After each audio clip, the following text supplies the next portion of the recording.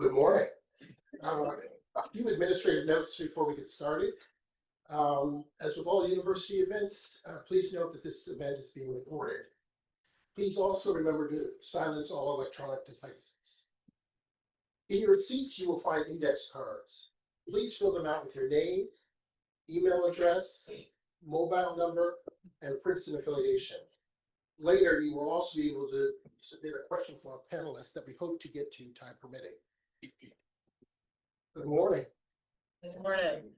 My name is David Jackson from the great class of 1987. I serve as treasurer of CBAP, and it's my pleasure to welcome you to CBAP's fifth reunion panel entitled The Fierce Urgency of Now, a Racial Reckoning, How Princeton is Building Scholarly Capacities to Confront Racism. Let me start with this brief question. Why are we here today? Established in the summer of 2020 in the aftermath of George Floyd's murder, CBAP was formed to support the call of hundreds of Princeton students and faculty for the creation of a center to address racism. CBAP put forth a concept for an interdisciplinary academic applied research center at Princeton dedicated to the study of racism and the development of cutting-edge, applied, real-world solutions to past and present adverse effects of racism. CBAP envisions a center that will be a repository for the best applied research on racism and will be an invaluable resource for students, academics, governments, for-profit businesses, nonprofit organizations, as well as the general public. In establishing the center, we seek to embody the informal motto of Princeton as expanded by Justice Sonia Sotomayor of the class of 1976, in the nation's service and the service of humanity. So what have we accomplished? Since our founding, we have worked diligently to advance the concept for a center from the ground up by, among other things, securing a petition signed by over 1,000 alumni in support of the center that was delivered to President Christopher Gruber in the first month of our formation, communicating with the Princeton community at large, establishing a Section 501c3 tax-exempt and grant-making organization, holding numerous forums and other sessions, such as today's panel, to inform the broader community of the type of research and the work such a center could develop, meeting with university administrators, as arranged by President Gruber, who informed us that should there be a groundswell of faculty support for Racism Center, then it would follow university tradition to secure the financial support for the academic unit, and cultivating a group of faculty to refine the center concept for submission to Princeton's administration. And now it is my pleasure to introduce CBAP's co-president and moderator of today's panel, former mayor of Princeton, a member of the great class of 1979, and my friend, Greg. Thank you, David. Good morning. First, I'd like to recognize, as I have the third grade, that we are mindful of our being in the land of the Lenape. I'd also like to recognize our co-sponsors of this event, ADPA and the Native alumni of Princeton. These two communities have had the longest history. Professor Muhammed will reinforce that with racism here in the U.S. having been one of the higher inhabitants of these lands, and also unwillingly brought to these shores. This event is, in part, realization of our cultivation of that groundswell of faculty that David mentioned. We identified many faculty throughout the campus, engaged in research, projects, advocacy, and activism on the matter of race, the underserved or marginalized communities. We found them in about 20 different departments with disciplines of diverse astrophysics and architecture to English, economics, and engineering. While each participant, I think today, has expressed an interest in some way in the creation of a center at Princeton to confront and remediate racism. Participation in this CBAP panel does not indicate endorsement or lack thereof for any particular center concept. As the administration has emphasized, the groundswell of faculty must bring forth the proposal, and CBAP stands ready to help facilitate that effort. In this event, our 5th annual reunions and alumni faculty forum, CBAP has invited 6 Princeton faculty as panelists and respondents to engage in a robust discussion of whether and how an interdisciplinary academic applied research center at Princeton would greatly work, advance the university's efforts to advance teaching in the field of racism, and impact society. We are very lucky that these faculty, 3 of whom are alumni, we are lucky to have them here since school has been out for a couple of weeks. Grades are in, and they are all technically on vacation.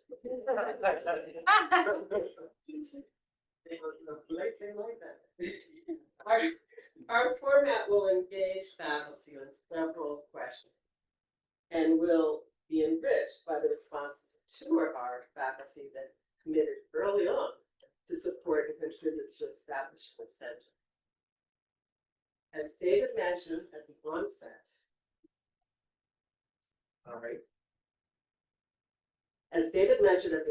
fill out your index cards at your seat. Use it to submit any questions you may have. The cards will be collected before the last question, and a member of CBAP will also monitor the virtual attendees through the chat. And please understand that we won't have enough time to answer all of those questions, but we will follow up with you. And we invite you to stay for our reception later, and perhaps you can have some of those questions answered.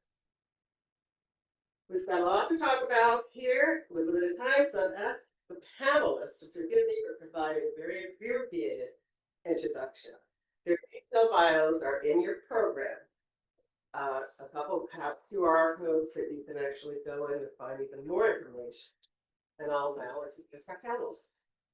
We're excited to welcome the School of Public and International Affairs, SPIA, what we'll refer to it as, formerly the Wickham-Wilson School, and the African American Studies Department, joint appointment of Dr. Khalil Gibran Muhammed as Princeton's inaugural Professor of Race and Public Policy. Professor Muhammad will begin teaching in September and has brought with him from Harvard's Kennedy School his Institutional Anti-Racism and Accountability Project, and its acronym is pronounced IRA.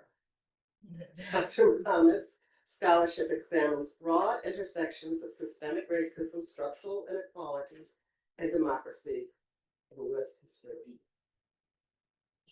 Professor Eric Tate, we are equally excited by your recent appointment to SPIA as the Professor of Public Affairs. He joined Princeton last year from the University of Iowa, and he investigates the interactions between society and the environment that lead to disasters and contributes to policy and research initiatives through nonprofit organizations and government agencies. And we are ecstatic that Professor Keeanga-Yamahtta Taylor, after a brief absence to teach 1 year at her alma mater, has rejoined the Princeton faculty as the Hughes Professor of African American Studies. Professor Taylor's scholarship focuses on racial inequality, public policy, Black politics, radical politics, and social movements. She is the recipient of a MacArthur Genius Fellowship and is the Director of Undergraduate Studies in the African American Studies Department.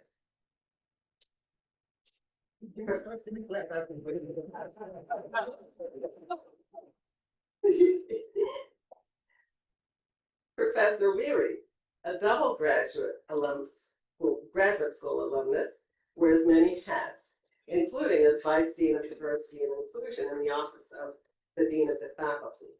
He is a Professor of Sociology and an affiliated faculty member in the African American Studies Department. His work is focused on the economic injustices that perpetuate challenges to accumulating wealth.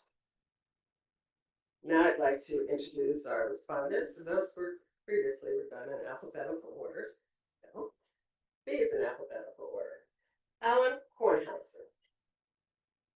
Alan Kornhauser will begin his 54th year as a professor of engineering at Princeton this fall. That's worth welcome.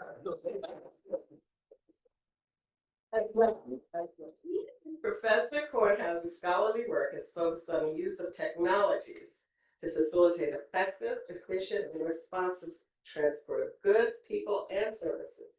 He not only pursues this focus as a scholar, but has developed cutting-edge technologies to implement solutions with the creation of the first GIS, Geographic Information Systems, informed, and GPS, everyone knows what that is, guided navigation system used in the trucking industry called Copilot. Alan is also a double graduate degree alumnus. He is a double Princeton parent and has completed 14 New York City marathons. And last but not least, Nikki Sheets, a member of the great class of 1978, many of us knew, was recently appointed a senior policy fellow at the Center for Policy Research on Energy and the Environment, SPREE, and that's affiliated with FIA. And he's also a lecturer at the School of Public and International Affairs. Nikki is also the director of the Center for the Urban Environment at John Watson Institute for Urban Policy and Research at King University. He will share with us how his work spans from local grassroots advocacy, research, to policy development on environmental justice matters. Thank you to all panelists. First, I've asked Professor Muhammed, as a historian, to introduce the topic of the history of racial policies in the U.S., and then to close with a brief description of his IRA project. Thank you, Diana. And it's great to be here. I appreciate the warm welcome. Very excited to start this stage of my career at Princeton University. To some degree, I want to problematize giving a 45-second sketch of the history of racism and to say that primarily it has not been the subject of academic research for most of the nation's history, certainly for some of the oldest universities such as Princeton or many of the other Ivy Leagues. For simplicity's sake, that work began in earnest at the turn of the 20th century. The famous scholar Du Bois helped to usher in a body of work that today stands as a strong testament to the evidence of the intentional law, policy, and political and cultural apparatus that define Black life as unworthy of full humanity and full treatment in this nation, aside from also making periodic connections along the way to the genocide of indigenous people in this country. We are still playing catch up. And so if you think about the erasure of what happened to indigenous people and where we are in just beginning, we're probably 100 years behind in making those kinds of connections to this history. So I'll leave it at that for the purposes of time, because I don't think walking through each policy domain that pertains to how racism works, I don't think is going to increase people's learning curves in this room. So with that, my work at the Institutional Anti-Racism and Accountability Project tries to do two things that are not common, though not unusual. And that is that rather than document the way that racism works, which dominates a lot of academic research for good reason, precisely for the argument I just made, that for most of the history of universities, even creating data sets that would help us to track and benchmark how racism works in society is a fairly new thing, as others of my colleagues here today can talk about. I am interested in the evidence of success where people have attempted to dismantle and or eradicate and or mitigate racist harms. So IRO was built for that purpose. And it's an unusual task for a historian, I'll admit, but been pretty successful so far. So first, I just want to acknowledge that emphasis on applied examples or evidence is a big part of IRA. The second part of IRA is that we have focused on, through sponsored research, that is largely through foundation grants, a few key areas that we think are important to answering these questions. One is in the healthcare arena, and we have two studies. One of those studies has looked at anti-racist interventions in healthcare entities. One happened to be the New York City Public Health Agency, another a private hospital, Mount Sinai, and another being a public health clinic in Boston, part of the public health network there. I won't get into the findings, and we can talk about that in Q&A if people are interested. But in 3 examples, we document what these organizations attempted to do to address various indicators of racial inequality in their organizations.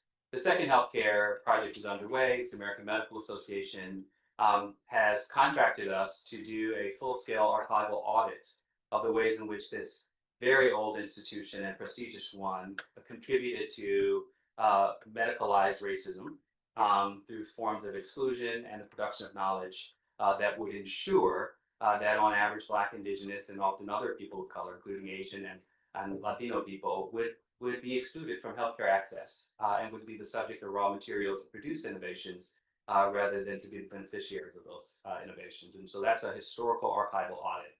The last thing I'll mention is that we have a big charge, and so we're not necessarily limited by my particular expertise, which frankly is not in any of these areas. But we conducted a 3-year study looking internationally at the relationship of truth-telling practices to global justice and transitional justice. And that work is wrapping up. It's a little behind for those who've been tracking this work, but that work is wrapping up. And we've learned a lot about what has happened in other countries, including South Africa, and what hasn't worked. So we think that that can inform ongoing and or future reparations conversations in this country, including truth commissions. So that's the IRA project for now. Thank you. I wanted to ask you, your project brings unique lens to institutional accountability.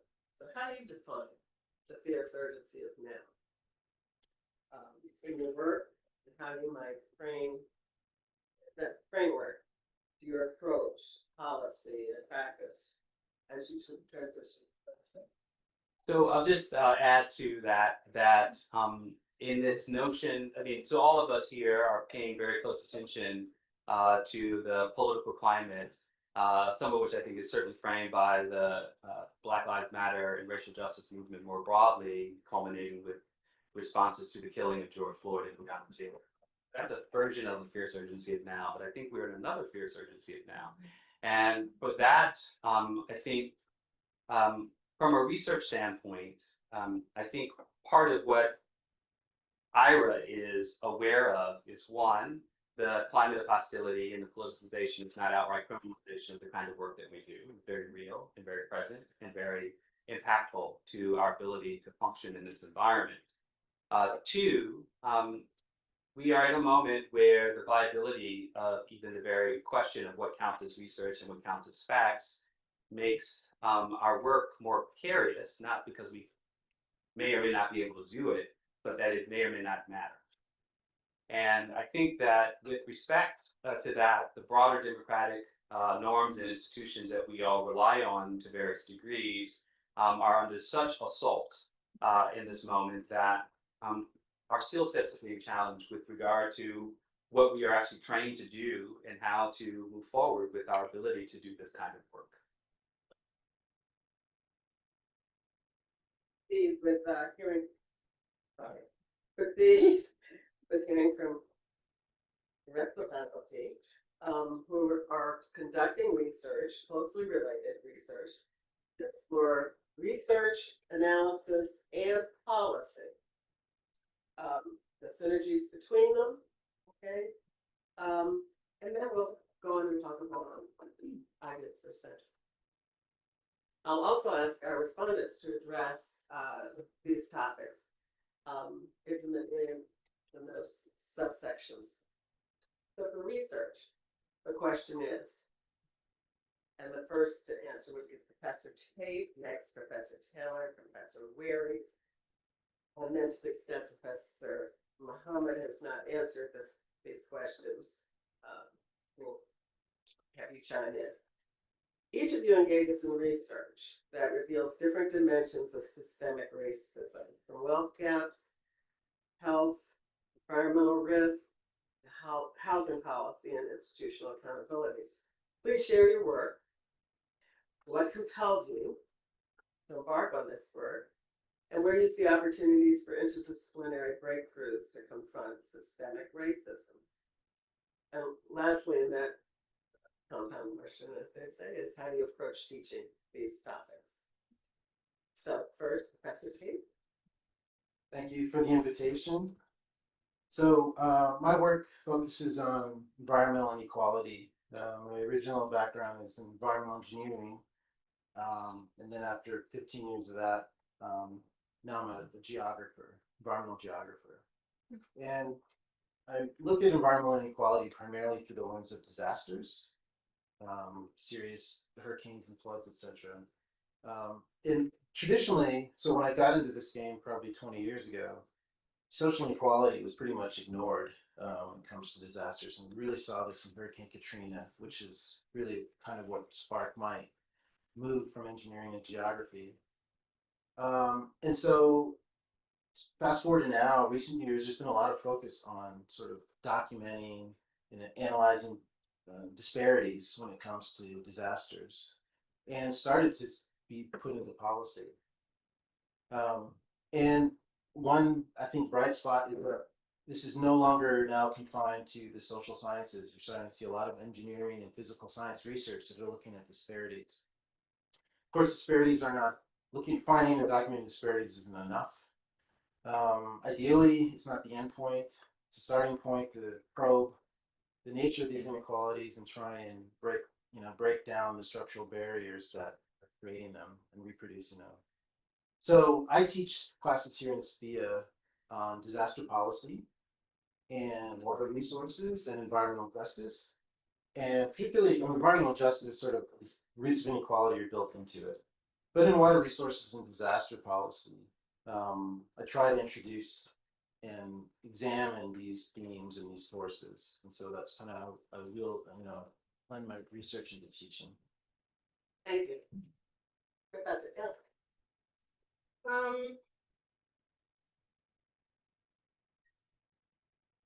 So my research really operates on or exists on two planes. I wrote a book. My book was published on housing in 2019. The book is called Race for Profit: How Banks and the Real Estate Industry Undermined Black Homeownership. That book is about many things, but two of the probably most important things are, well, three. One is the relationship. Most of the recent focus on redlining, recent being in the last 10 or 15 years, has been focused on the role of the federal government in creating maps that were used to segregate Black communities, segregate white communities from Black communities. And so there's been a very, I would argue, narrow focus on the role of the state, the public sector in promoting segregation. So one of the things I wanted to look at in my research was actually the role of the private sector in collaboration with state actors to create these policies. So the book is in some parts an interrogation of public-private partnerships and the way that those partnerships can actually undermine the capacity of the state agencies of the federal government to regulate programs, because the state has extracted itself and really handed over its authority to the private sector to fulfill very important roles. In this house, the production of housing, or at least trying to address issues of affordability and access. in housing. The book is also about the ways that ordinary people respond to this, which takes up another track of my research. I'm interested in social movements and not just the way that people can be victimized by public policy, private enterprise, but also the ways in which they respond. And then the last thing that the book really looks at is how I use a concept called predatory inclusion that looks at the way that Black people went from being excluded through redlining policies, through legalized racism, but how do we understand the continuity of financial exploitation of Black people even when these laws changed? And so I use this concept of predatory inclusion to explain that, to really try to understand the relationship between history and the present, the way that the historical legality of racial discrimination basically created the conditions for Black people to be exploited after. On a very basic level, that if you promote policies of disinvestment for 34 years, as the US government did in the realm of housing, all of the problems that are created through disinvestment then become the explanations that the private sector uses for treating these new consumers as subprime. The conditions of their neighborhoods, the lack of access to facilities, all become the reason why these areas are charged higher rates of interest, and why Black people who live in those areas are treated differently as consumers. And so that is both a way that history impacts the present, and how just removing the formal barriers in the law does not necessarily ensure equal treatment. I will just say quickly, how did I come to this work? For years, I was an organizer in the realm of housing. I worked with tenants to forestall their evictions. I lived in Chicago for many years, which is where I did this work. And I decided to return to graduate school or to go to finish my degree, my undergraduate degree, and go to graduate school in 2006, 2007, because of the devastating effects of the housing crisis, with the first initial economic crisis that was unfolding. The economic crisis took hold in 2008, but it hit Black communities around the issue of housing in 2006 and 2007, and I saw on the ground the devastating effects of this. And the driving reason is I wanted to understand why segregation was so pervasive in Chicago. If you've ever been to that city, driven through that city, the segregation is so intense and complete, there is no way it could happen by accident. And so I wanted to understand the institutional forces that were behind that. And that was the motivation really for me to finish college and to go to graduate school. And how do you use what's your approach to teaching? I teach a class called Rats, Riots, and Revolution, Metropolitan Housing in the United States. I also teach a course inspired by Khalil, which is Racism and Inequality in U.S. Democracy, where we also housing, but more broadly, race and public policy. I think that the best teaching is one that I'm a historian by training, and so I'm always interested in this relationship between history and the present, and how both of these streams impact regular people. So always bringing in that dimension so that the discussion does not become so completely abstracted that we forget. These are policies that have shaped lives, have undermined lives, have put lives at risk, and still people have found ways to resist that, to change that, and to try to have a stake in shaping their own futures. So that's kind of my pedagogical approach to some of these issues. Thank you, Professor Tate.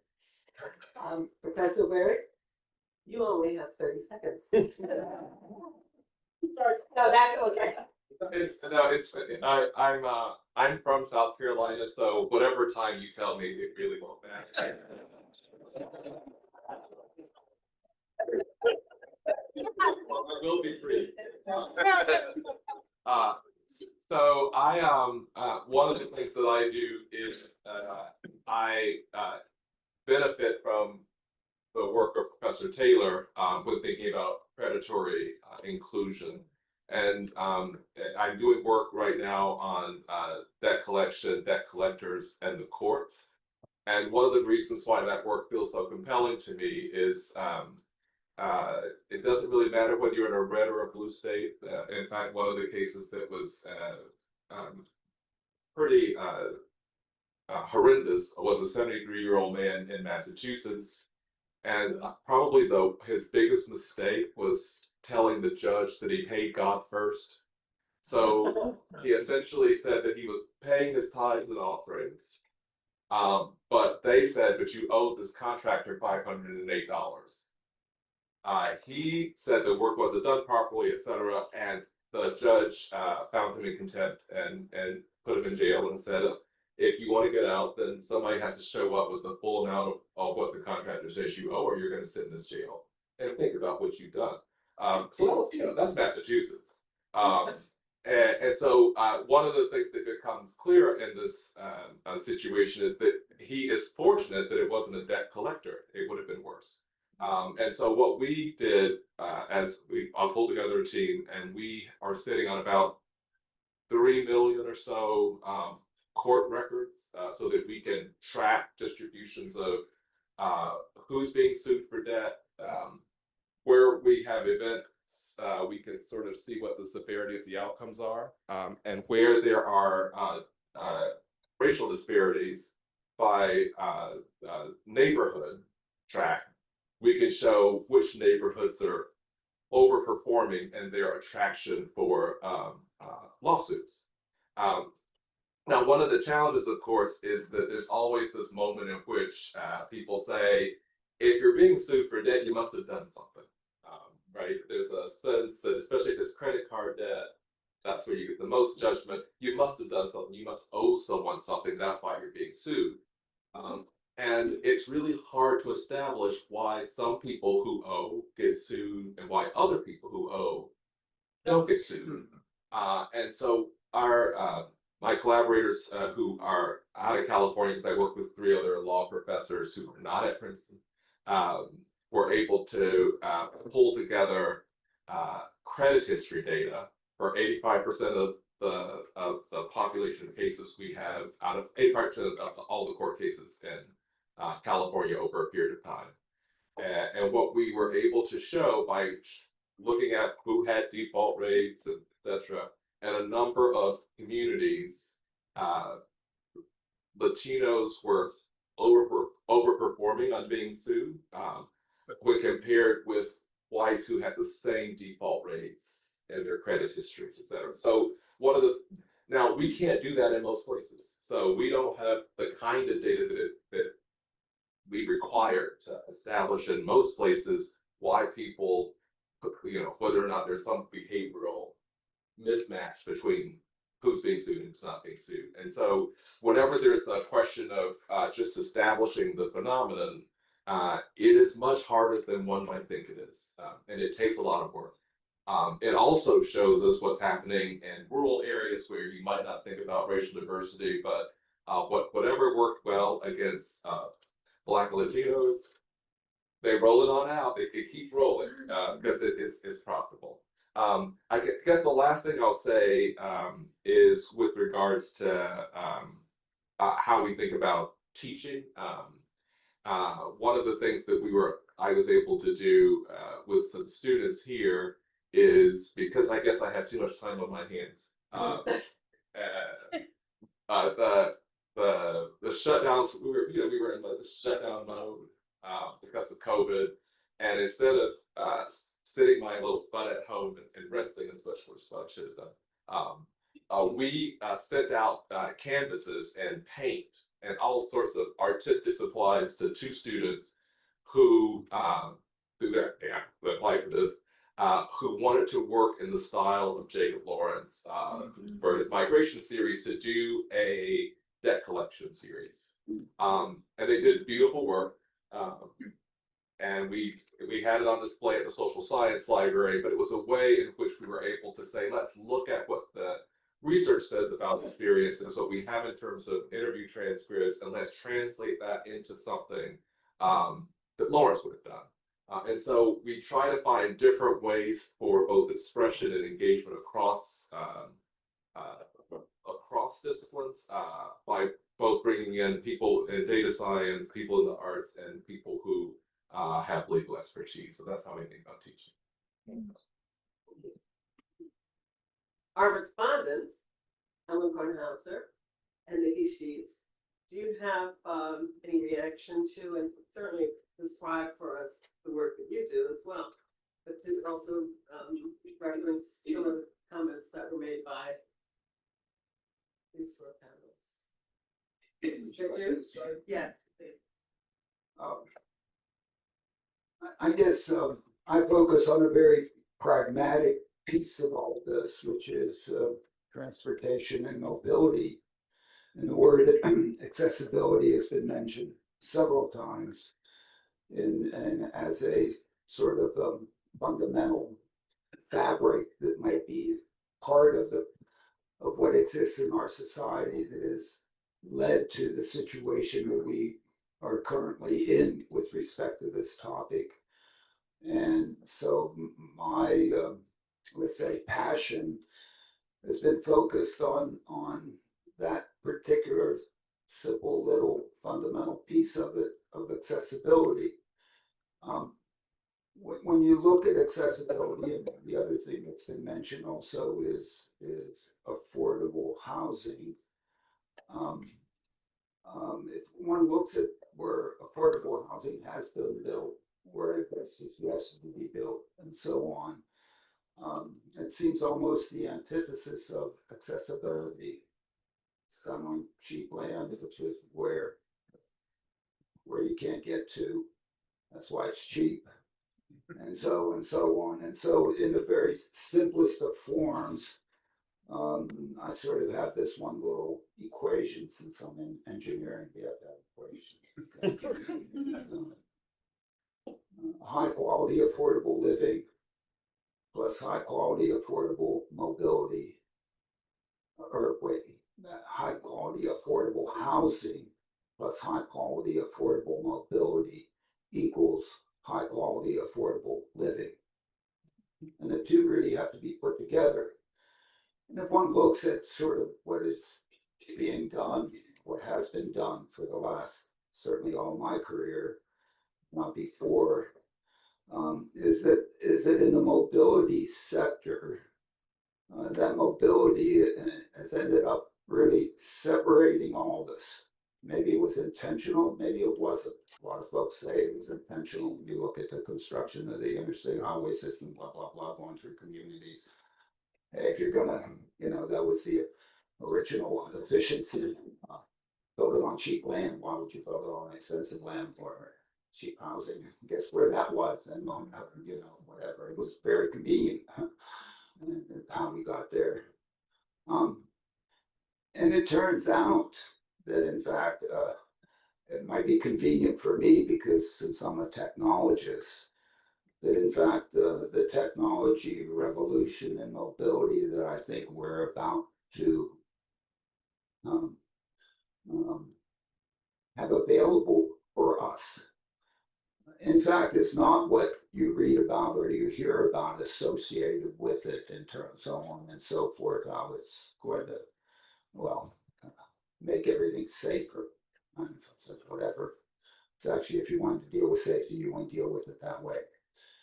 But in fact, will give us an opportunity to give high quality, affordable mobility almost trivially to anybody, to everybody, to allow them to take the places that don't have the accessibility today and have it, and provide accessibility to the places where, if you look at sort of where the blue collar jobs are being created, not that that's necessarily an aspired aspect, but for some, having a high quality blue collar job is really good. In New Jersey, where is it? It's at the warehouses. And where are those warehouses? There where New Jersey Transit can't go. It could never get enough public subsidy to be able to provide any kind of realistic quality mobility to those places. It just can't. Whereas a system that is about to emerge on us, I think, will be able to do it trivially and all of a sudden provide new opportunities for people. And so I've been working for at least 20 years, last 5 had very intensely, certainly last 6 months, intensely, to just do it right here in Mercer County, New Jersey, Trenton, which if you don't have to go to many other places if you want to see I shouldn't say the word, I'll let you say the word, but not for me to say the word. My goodness. And truancy at Trenton High is directly proportional to how far the kid lives from the school. Why? Because they provide no mobility to those kids unless they live at least 2.5 miles away. And I always like to tell everybody I've walked 17 miles uphill in the snow both ways when I went to school, so therefore that's okay for them. But you get the gist. I mean, come on.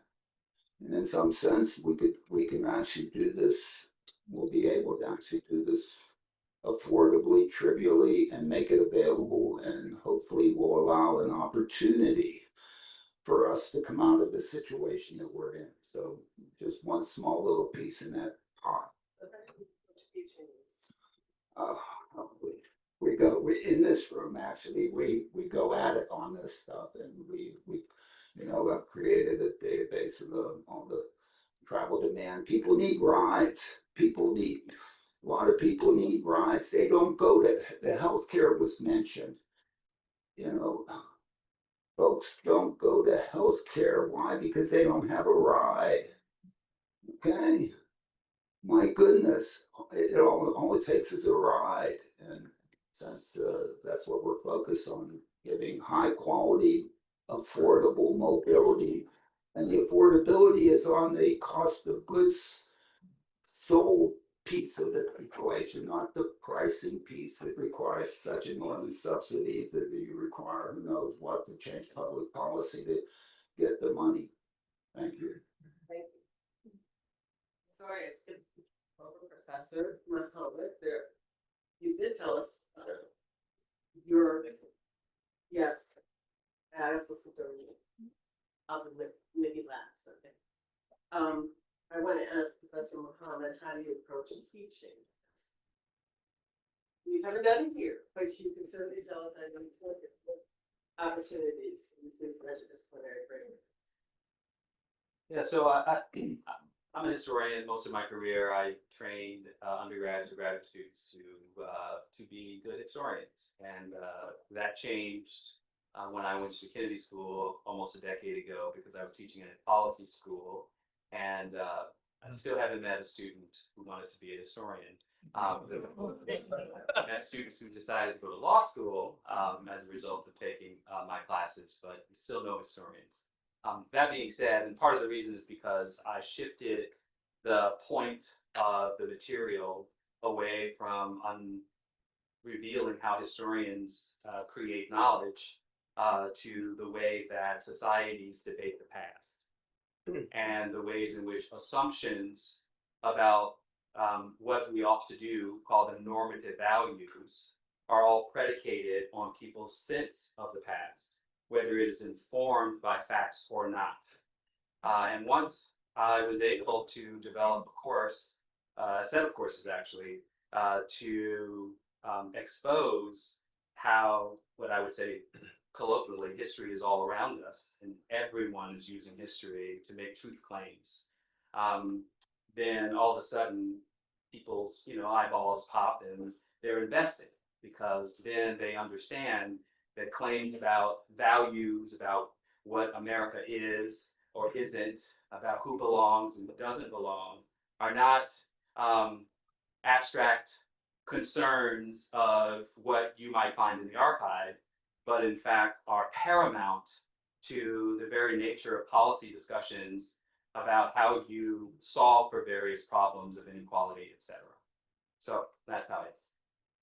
Now,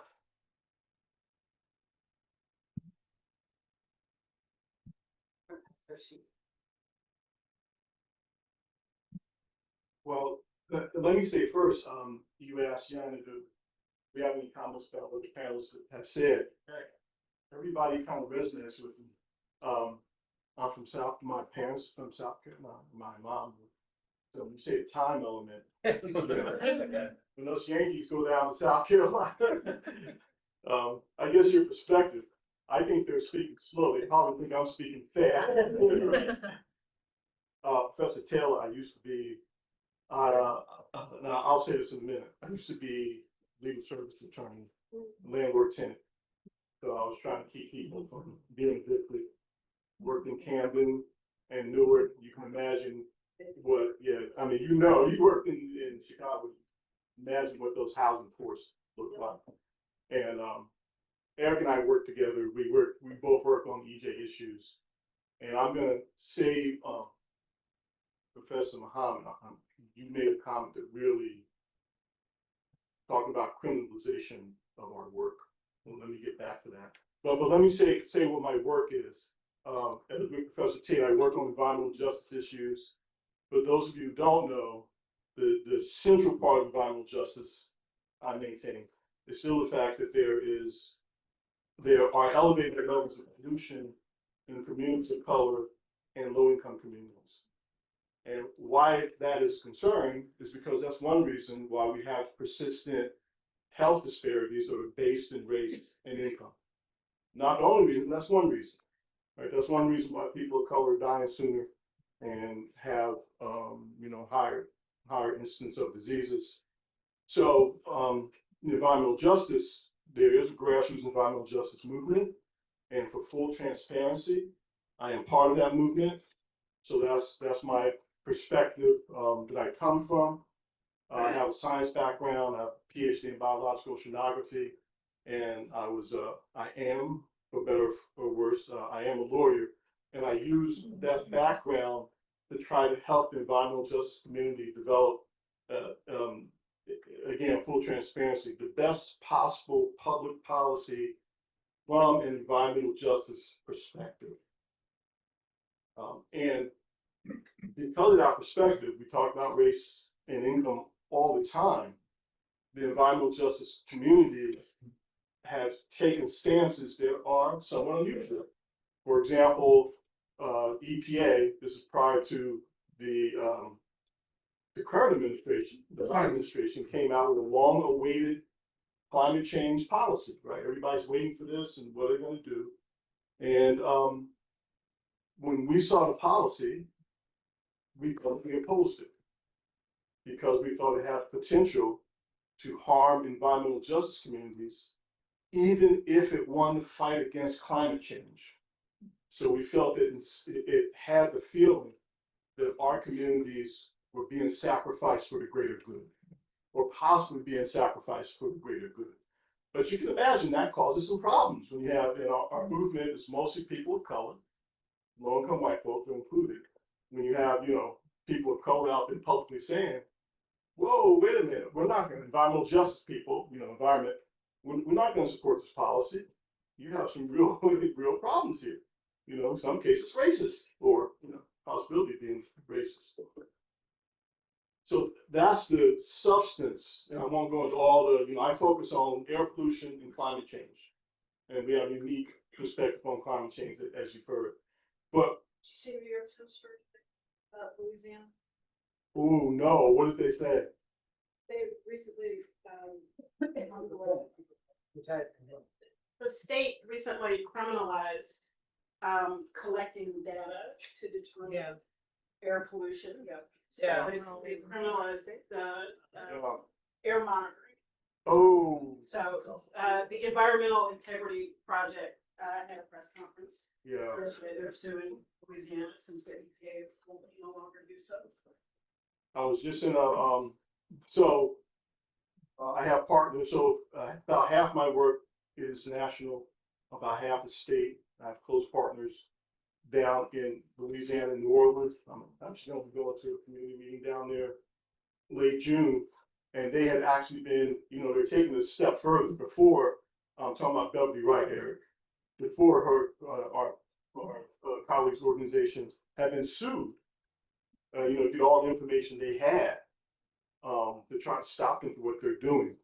And now, wow. And the thing I was going to say, what I was going to respond to when Professor Muhammad, you said about criminalizing, yeah. And, I was just in a community meeting yesterday with folks from New Jersey, and we're talking about air monitoring. And our greatest fear of the national EJ movement is that they're going to declare us to be terrorists and then start dissolving our organizations. I don't know what that would mean for us personally. I think they're going to declare our organizations to be terrorist organizations, or that's what we're guarding against, or what we are guarding against. And yeah, criminalizing, who knows what will happen to us personally? It's not clear. But I want to say, as important as the substance of our work is how we do it and how I move in this sphere. Because I'm in an interesting position because the EJ movement considers me an academic.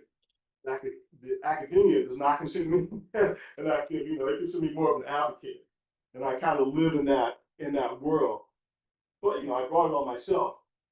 I made a conscious decision to be inside the environmental justice movement because there are tensions between academia and the environmental justice movement. Many of them, but one being that the environmental justice organizations see a lot of money going to universities to do environmental justice, and they can't get money.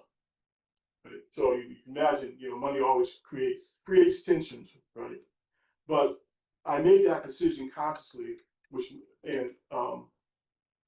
most people in academia won't do. And the college I work at now, King, I've worked at for 20 years.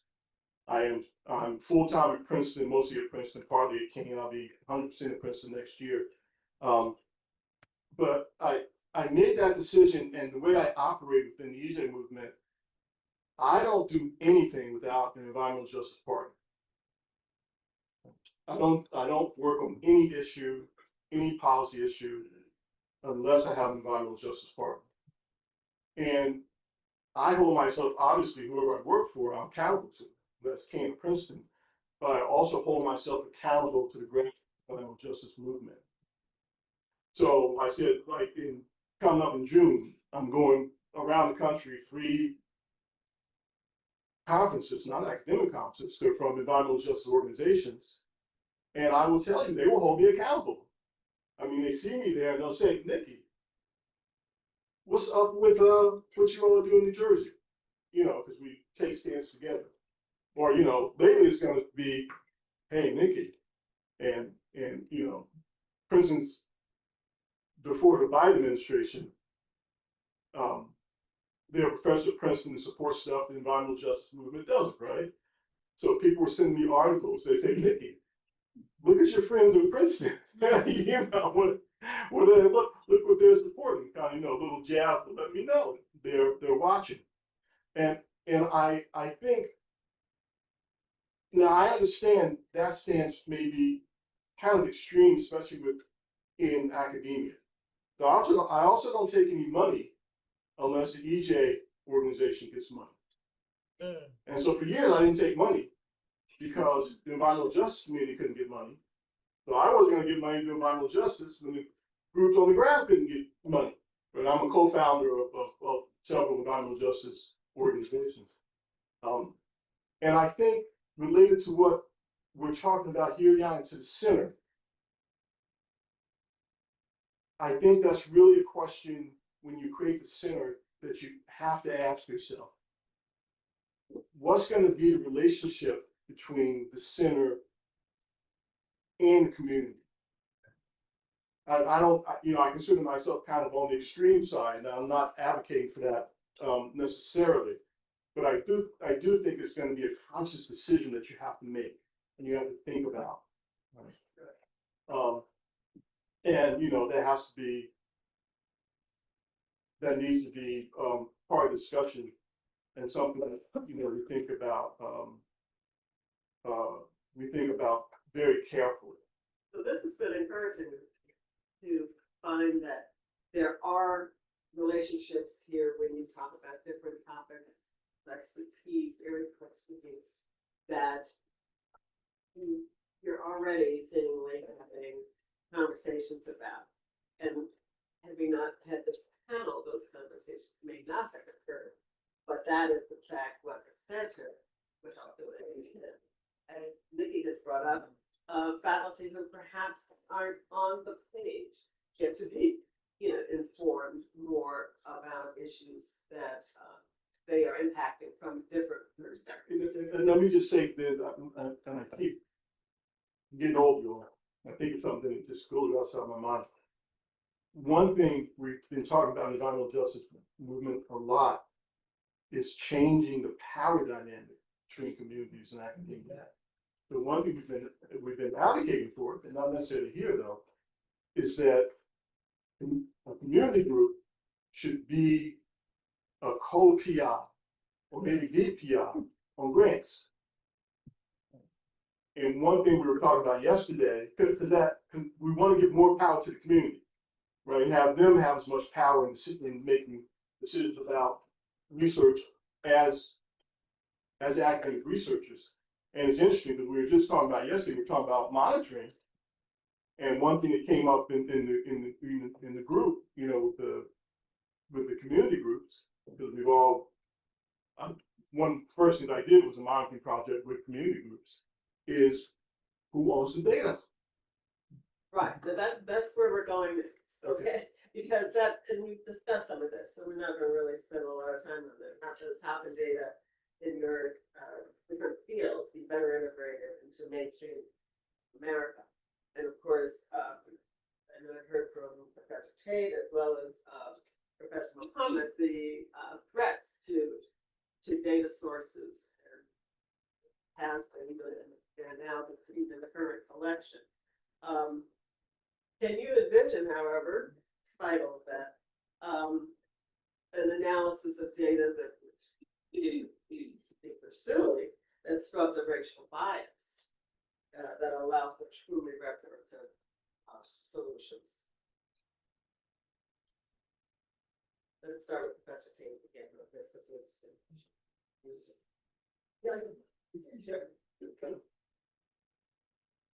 If you do have questions that you would like us to collate to possibly bring back, can you start passing those down to the edge of your rows, and someone, not quite sure who, will pick them up. Our trustee AT will pick them up. Right, so Oh, I'm sorry. How could data be better integrated into the mainstream of America to create more holistic and effective solutions to racially justice, Black and other marginalized groups? And what do you envision? yeah, so I think there's two parts there at least. The data and then the integration, right? So as been alluded to previously, data is under attack. We're hearing about this criminalization in Louisiana. I came from Iowa 2 years ago, and data had already been under attack. Environmental data, collecting data on water quality, for example, it's harming communities. Essentially, the underlying idea that if there's no data, there's no problem, right? So that was the first step, is to go after the people that are collecting and analyzing the data. Fortunately, I think in some areas, there's been a lot of effort over the last few months on creating data repositories to retain what data are available. We saw when Trump came in, a lot of public health data was disappearing. We're seeing that a lot with the climate change data as well. And I wouldn't be surprised if the next step is going after census data, because this is principally used to demonstrate sort of patterns of inequality. As far as the integration, I think that we could benefit from more integration of environmental justice framing into what we do. Okay, so from the environmental justice perspective, it's commonly agreed upon that there's at least like three main frames through which environmental injustices occur. One is through distribution of harms or lack of access to benefits. Okay, so we look at patterns of, well, this group has this many harms or this group has this many benefits, and you can see the differences. Another is the procedural component. How are decisions made? Who's included? What's the timing of the inclusion? What's the ability to actually influence decisions? Okay, and the third is sort of recognition. What are sort of the value systems that are the basis for decision making? We have a value system around sort of money and economic efficiency. That's a value system. It's not a truism, right? But other groups may have different relationships with their environment and value other things. And so how can we, integrate this kind of thinking and decision making, moving away from sole focus on economic sorts of rationalizations to also include these different framings for environmental justice. I think if these are organizing principles, you're going to see a whole different set of outcomes and patterns of participation that can help blunt and redress these long-standing patterns of racial inequality. This is a data question for me? Yeah.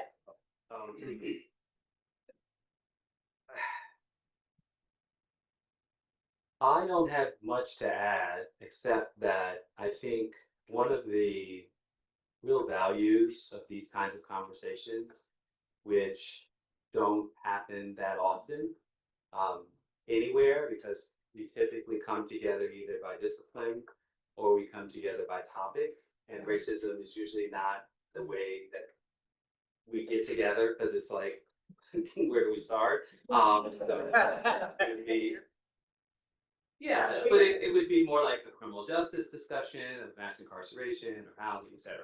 So this is really a powerful demonstration. I'm going to make a simple point. I don't have anything to add to what Eric said, and it's to make the point that I think EJ, environmental justice research, is one of the most promising domains for crystallizing in an applied research context how all of the policy areas that either we as historians look at or that sociologists look at or other kinds of social science researchers, they all crystallize in that space, because it's not just the built environment, but it's these questions about process, it's about the data. And because environmental justice comes out of a space that typically is more scientific in its approach as opposed to humanities focused, we work with words more than some others.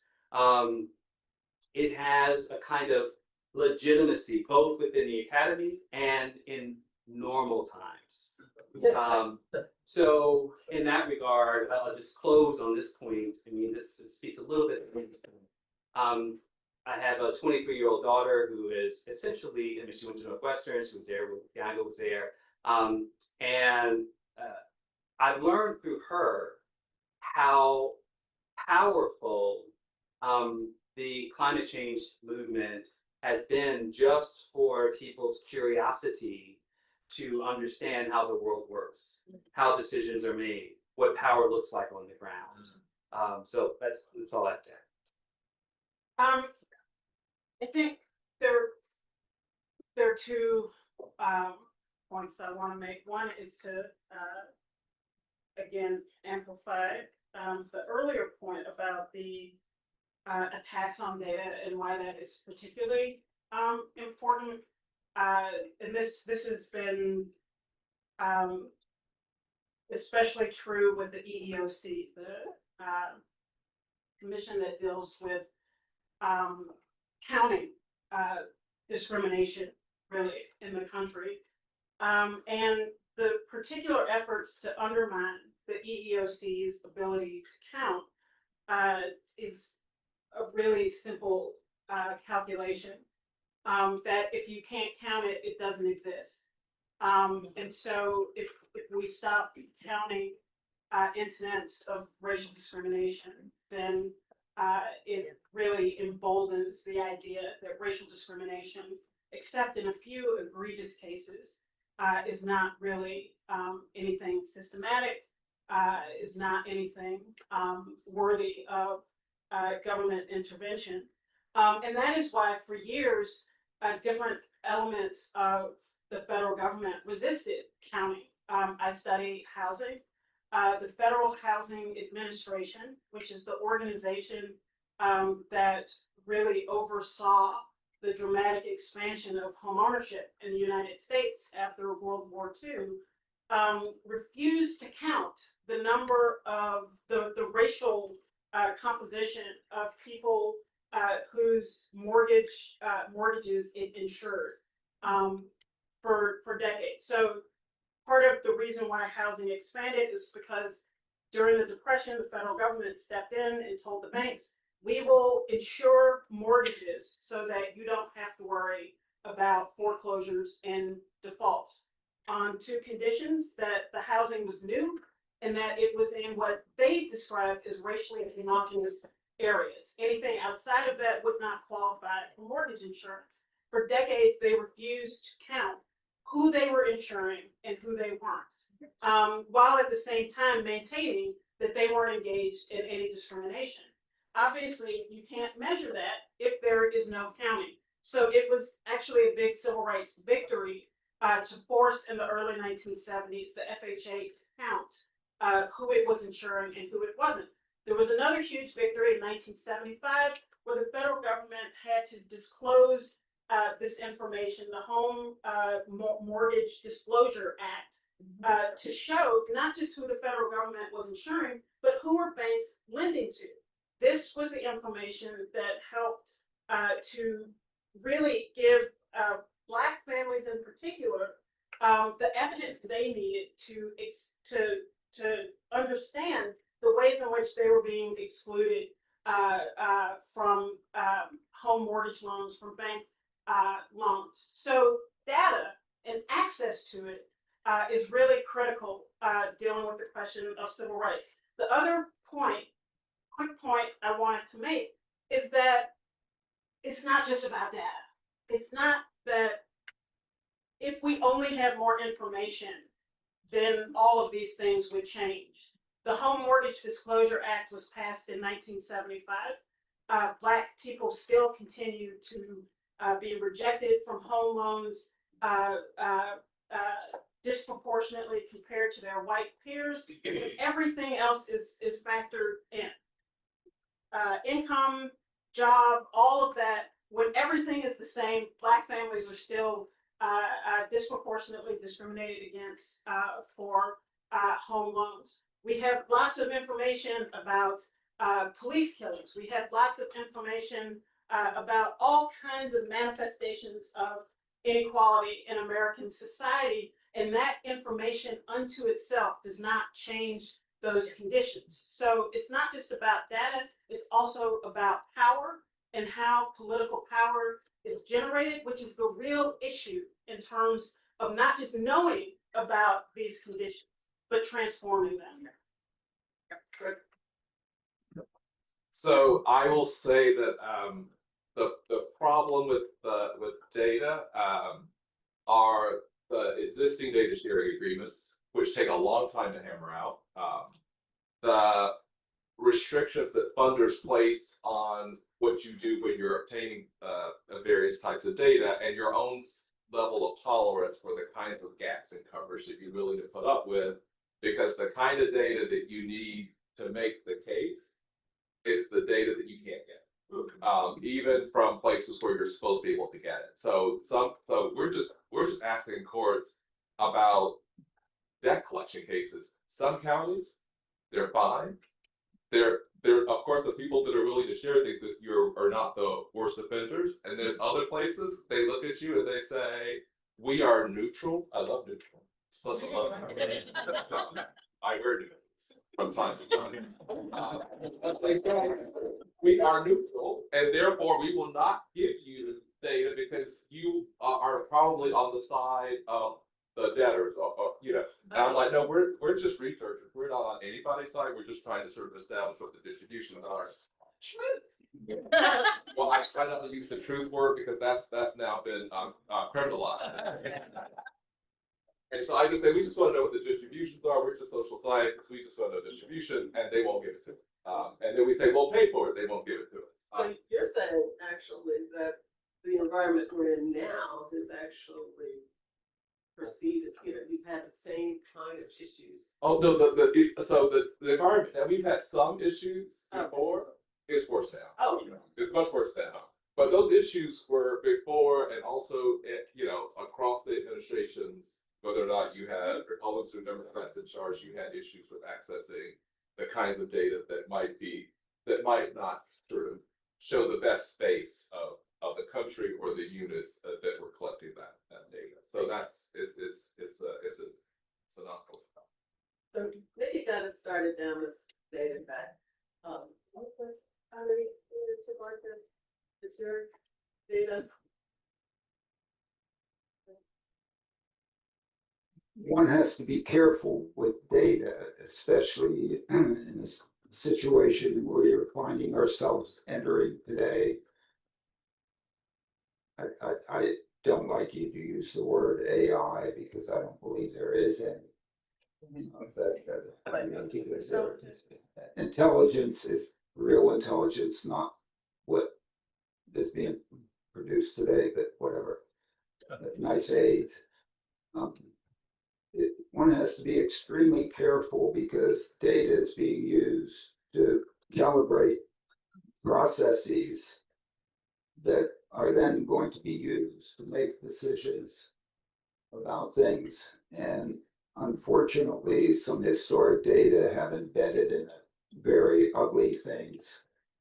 And if those things remain embedded in the data, they then train the new things that are going to then make decisions by who gets a loan or who doesn't get a loan. One has to be extremely careful to take whatever biases, racism, whatever other word you want to put in there, out of those things.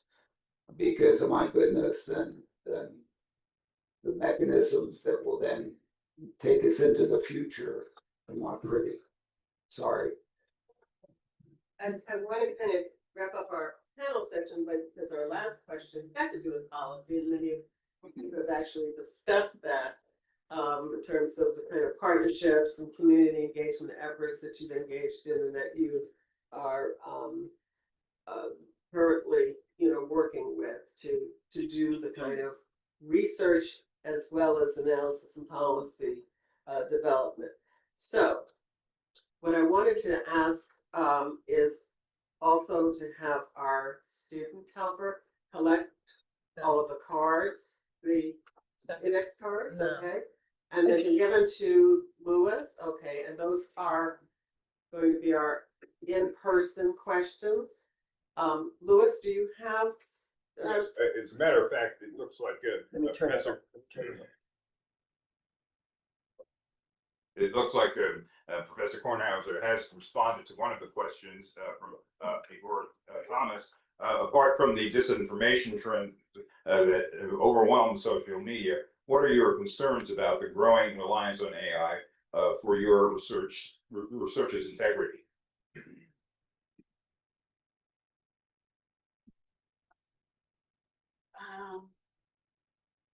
Sorry, I was just, oh, yes. AI exhibits racial bias in mortgage underwriting decisions, researchers find. Question, please. This was a study done at the University of Iowa. The findings suggest that the inputs are learning from the data they are trained on, which includes a history of racial disparities in mortgage lending and potentially incorporating triggers for racial bias from other contexts. I just story to a friend of mine this morning. So, AI is not reading books and interacting with the public and then, distilling this information into what we call intelligence. It is created through what people feed into it. And so it is a reflection of us. So that somehow the idea that we can artificially intelligence our way out of bias and discrimination is not very intelligent. Let me say that.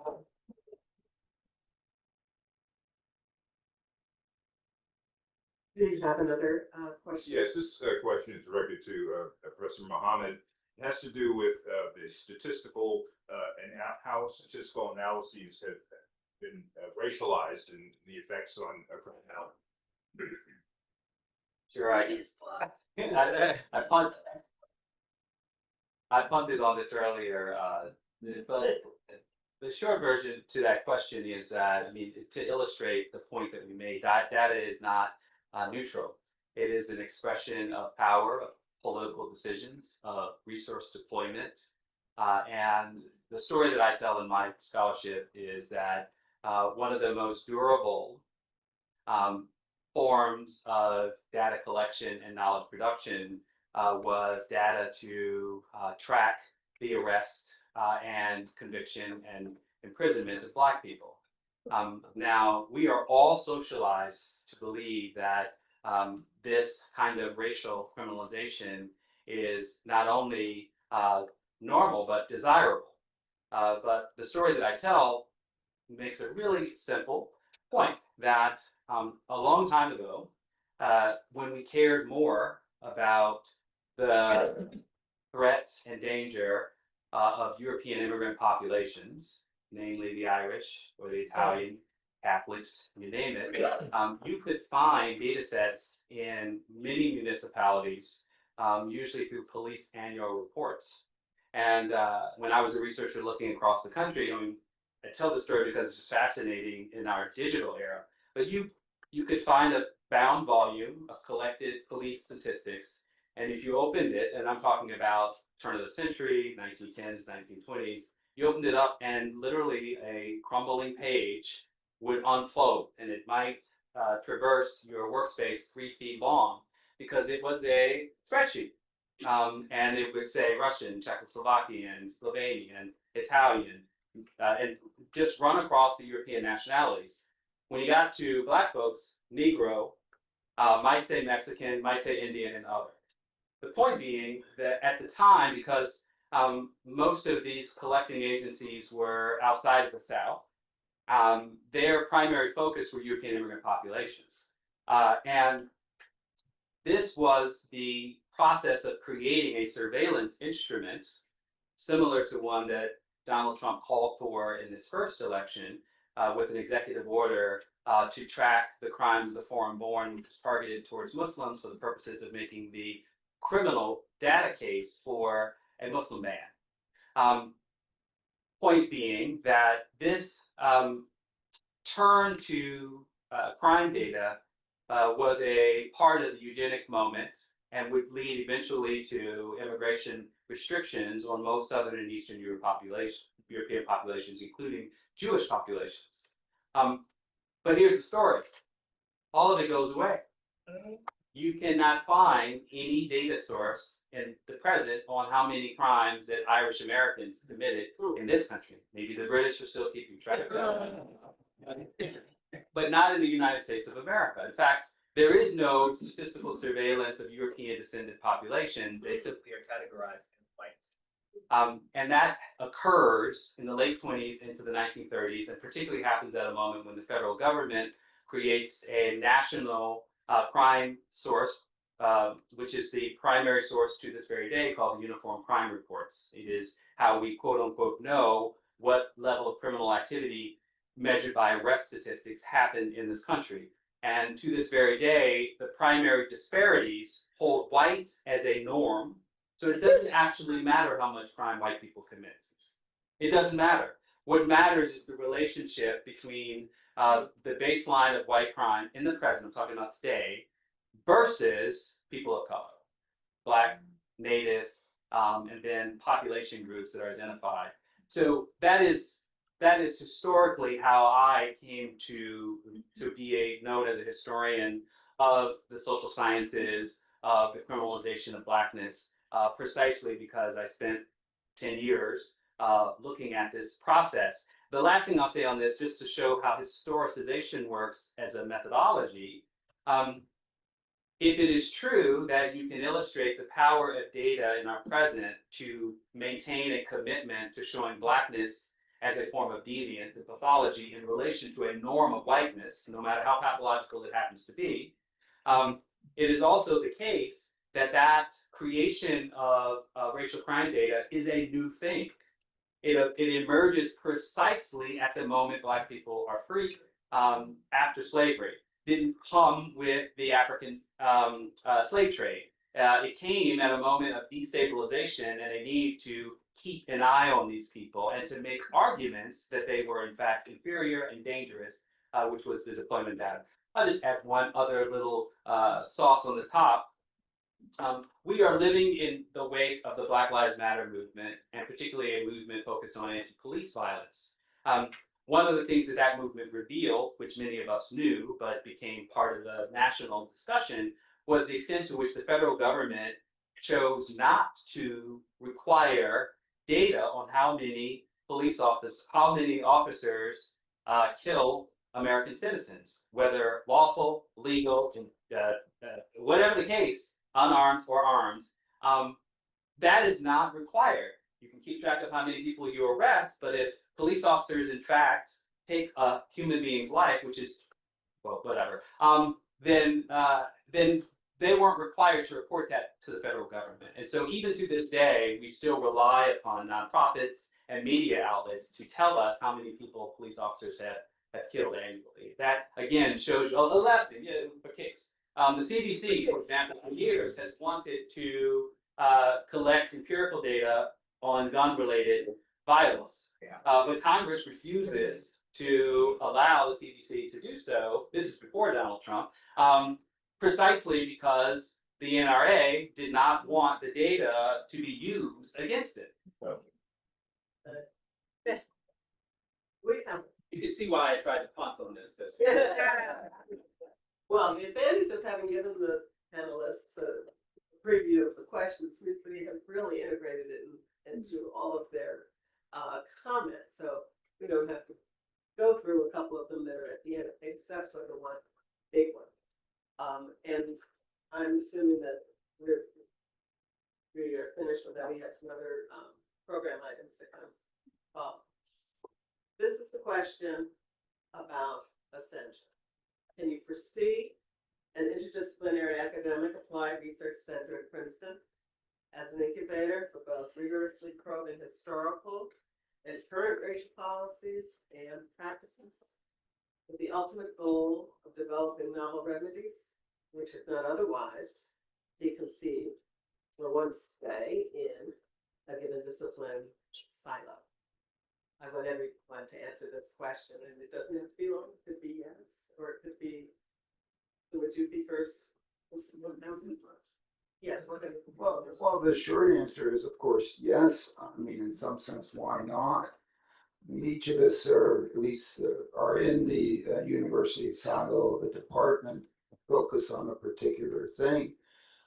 But at least the things that I do, I think, have impact on society, and the society that really I am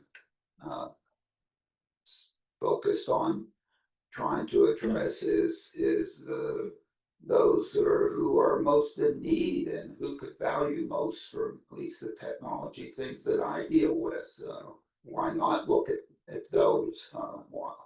Why look at where it's doesn't matter, but I think here it matters, and to have a partnership with looking at a host of other positions on that topic, I think helps us all.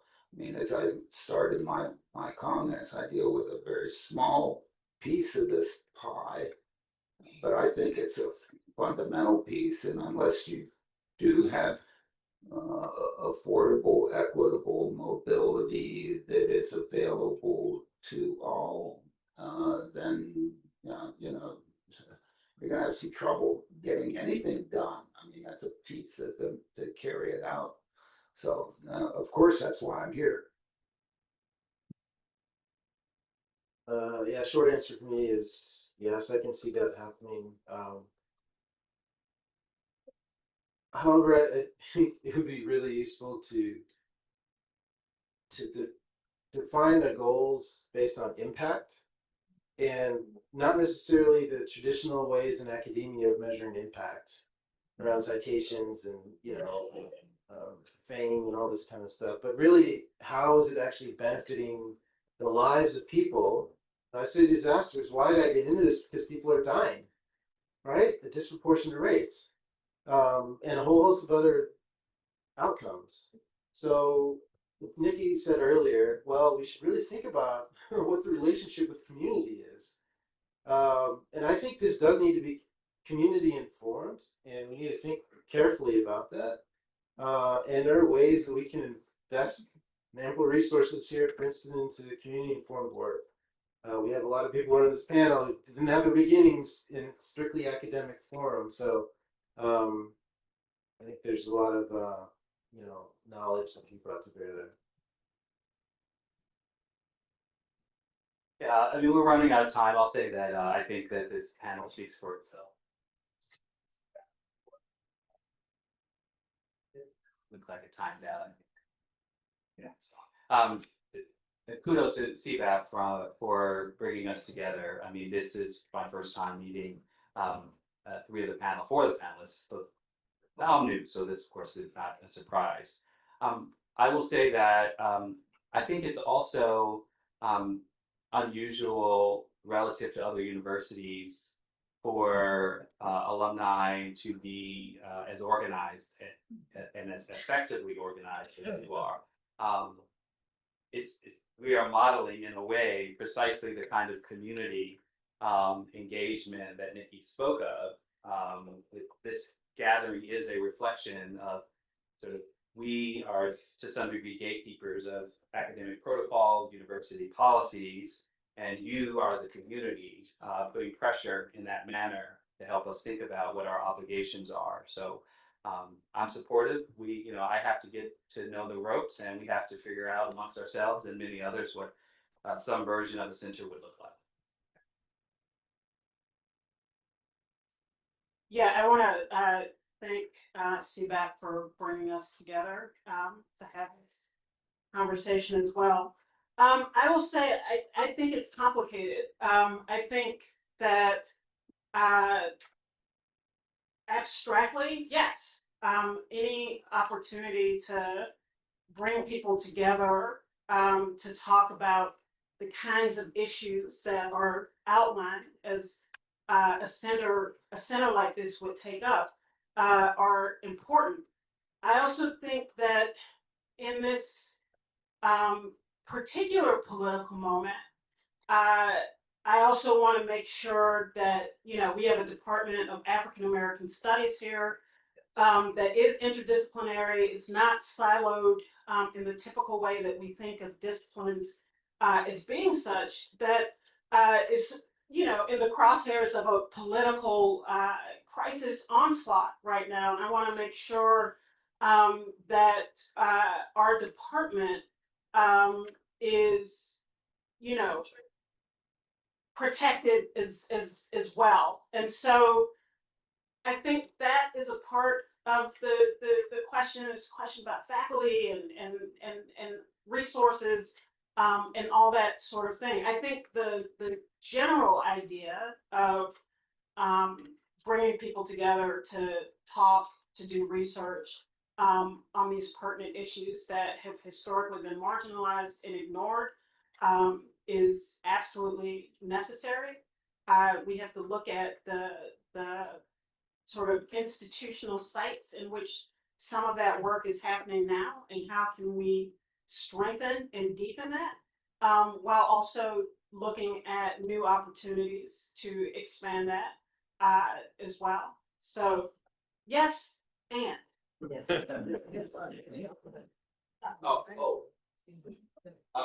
And I will, I'm always a bit more measured than I look as if I will be.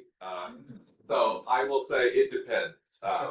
And it depends because there are processes that do not predict an outcome. They simply say that without favor, there is a way in which initiatives, centers, and programs are evaluated and approved, and everyone's going to go through the same process.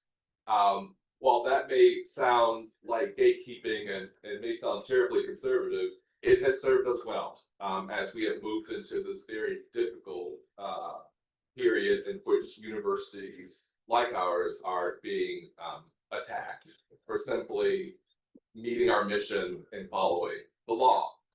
And so thank you for pulling all of this together. I think the kinds of conversations we've had here today point to some of the reasons why one would consider different ways to have a bigger impact on questions of racism and its effects in society. But again, it depends.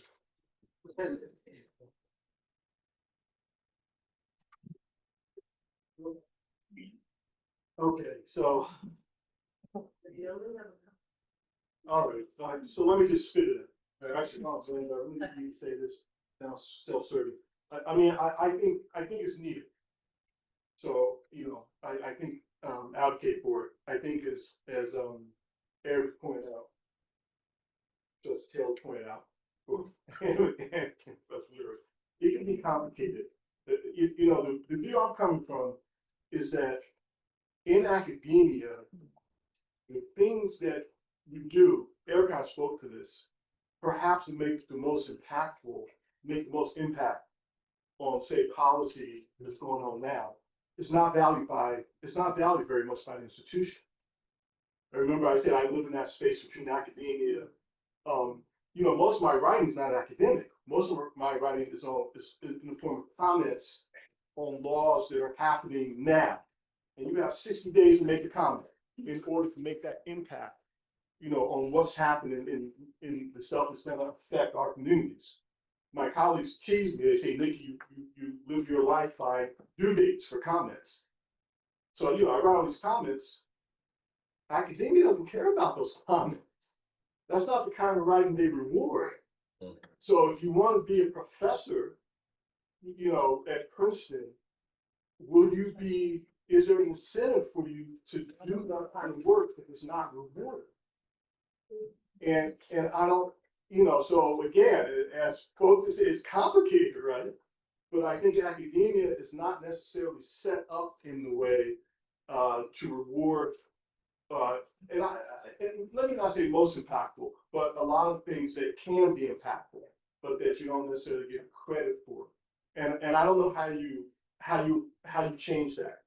I mean, that can be, you know, that's going to be, you know, instead of reacting, because it's not necessarily proposed that every policy, the approach of trying to undo current or past policy, but you're looking forward to what are the best policies, and you would actually become the originator instead of reactor in the sense of a center and the kind of products. I think it's worth fighting for. Right. Let me just say that. I don't want to be negative about it. I think maybe for that very reason, there's kind of a gap in academia that we need to lose. I want to thank. Oh, you went. it may be that this can only happen in academia. I have tenure.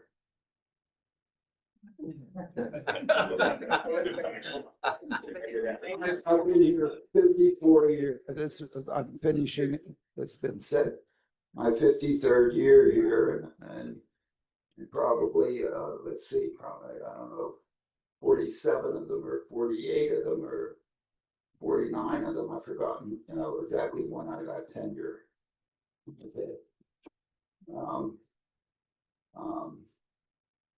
Gave me an enormous amount of freedom. And I think this university has put up with my freedom.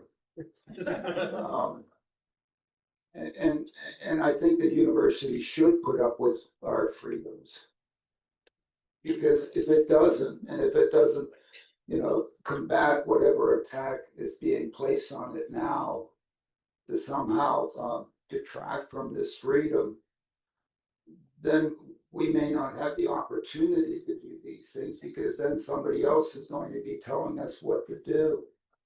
And if that person at the top happens to be the appropriate person, then all great. But if it's not, then I guess it's incumbent upon us who happen to have this great thing of tenure at this most marvelous place. We might not be able to do, we might not even be able to be here. I might not have been able to respond to you.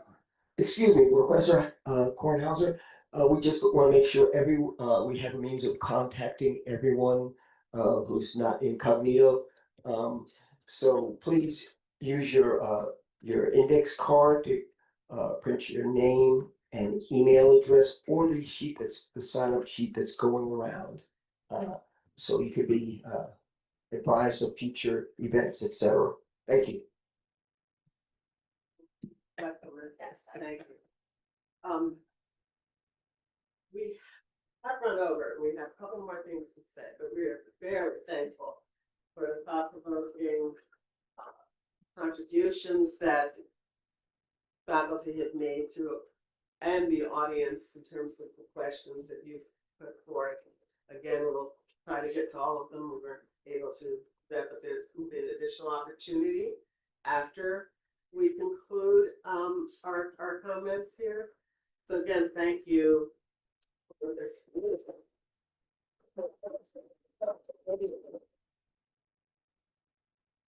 Next time I hand it over, it's not over yet, to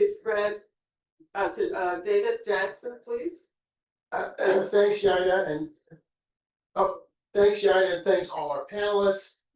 Thanks to the CBAP events planning team for all the work that led to today's panel.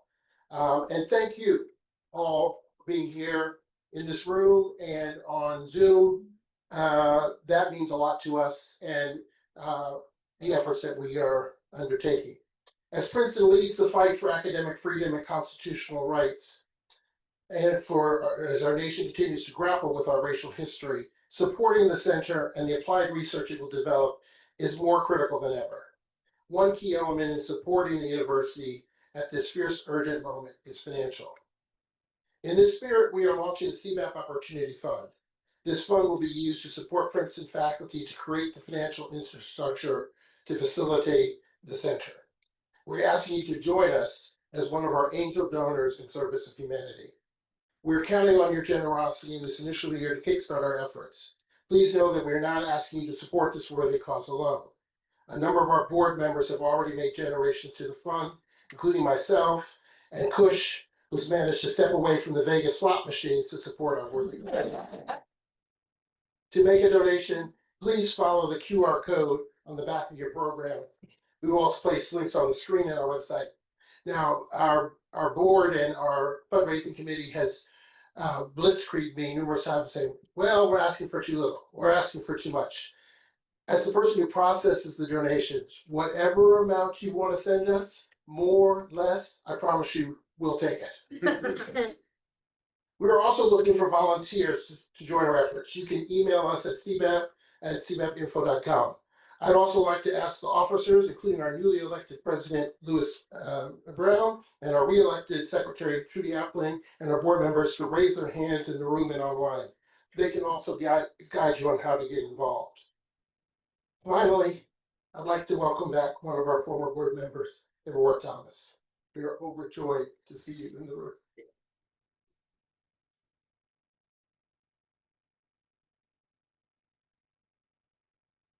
And now, for the closing, I'd like to hand it over to our protocol officer, Fred DeShiel, from the great class of 1976. Good afternoon, everyone. I got a long presentation here. I'm trying to figure out how to make it short. Well, look, thank you, David. Thank you, Yana. We are really happy to have had such an esteemed panel here to provide such informative and insightful discussion on clearly very critical, urgent, and timely subject. I would like to thank everyone who has joined in, given questions, and raised the issues that we discussed today. We're very much appreciated your participation. During the opening of today's panel discussion, we asked the question, why are we here today? And I'd like to expound on that just a little bit. In addition to really all the very interesting and insightful, I have 6 pages of notes from you all that we were exposed to today.